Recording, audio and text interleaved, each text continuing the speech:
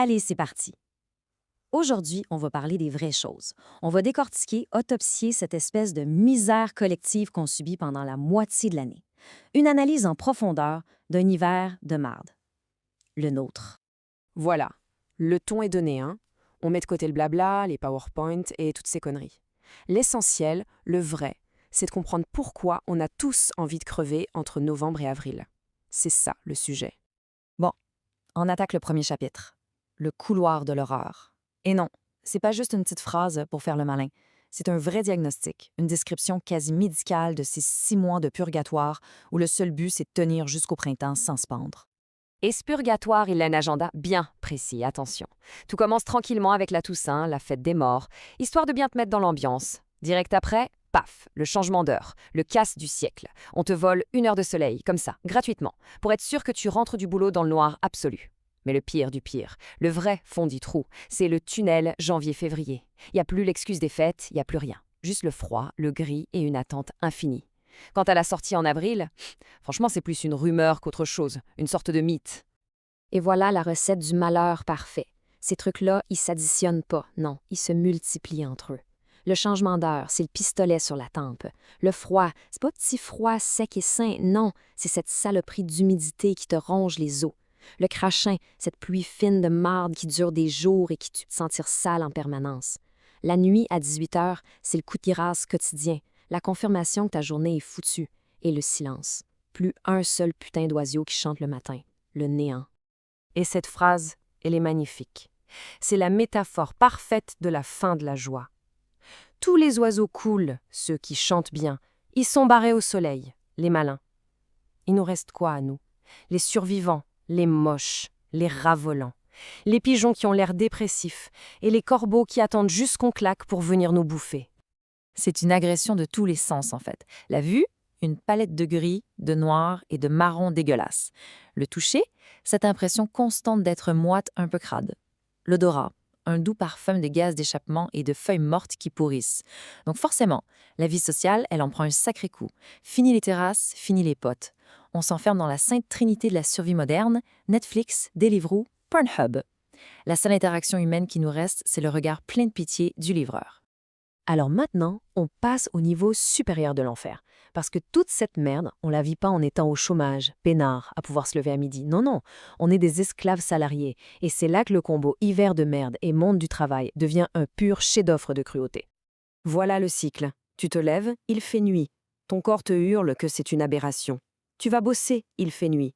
Tu passes 8 heures de ta vie sous une lumière artificielle agressive, un néon de bloc opératoire. Et quand tu sors enfin de ta prison, devine quoi? Il fait nuit. Ta journée a été littéralement volée, elle n'a jamais existé. Le choix de la lumière, il est vite fait, hein? D'un côté, la lumière du jour que tu n'aperçois qu'à travers une vitre sale si t'as de la chance. De l'autre, cette saloperie de lumière de bureau. Ce néon blanc, agressif, couleur pisse ou salle d'hôpital, qui défonce les yeux et te rappelle que tu n'es qu'une unité de production. Ça résume tout, en fait. On a un rythme de vie de vampire, mais sans aucun désavantage. Pas de pouvoir, pas de cap, pas de château. Juste la carte Navigo, l'open space et la machine à café dégueulasse. On est des vampires, mais des vampires précaires. Des vampires du tertiaire. Et évidemment, quand tu oses te plaindre un peu, t'as toujours un mec pour lancer le grand concours de la misère. Cette espèce de tentative pathétique pour te remonter le moral en disant que ailleurs, c'est pire. Ah, l'argument du connard.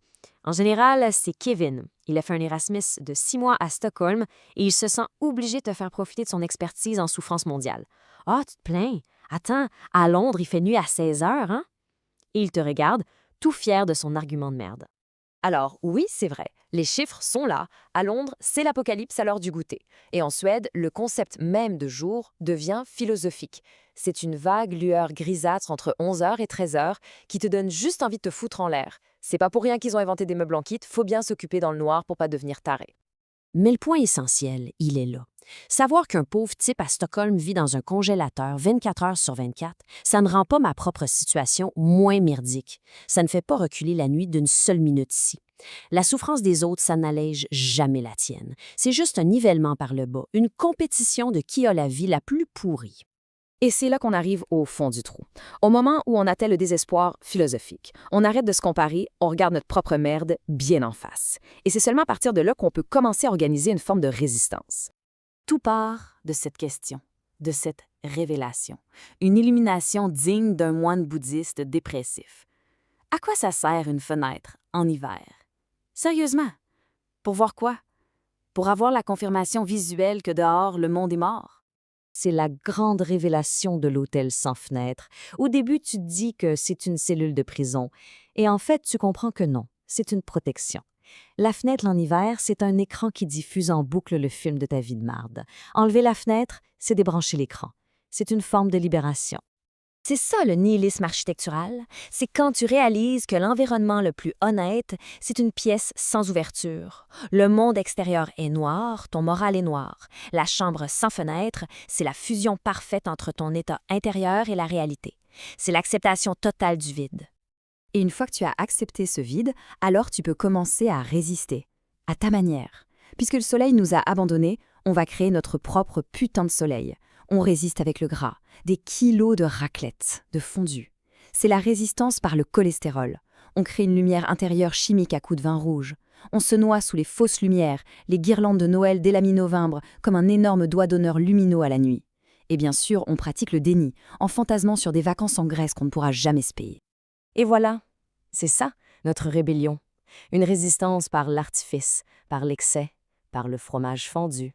Ça ne changera peut-être pas le monde, mais face à cette nuit infinie, c'est notre seule putain de réponse.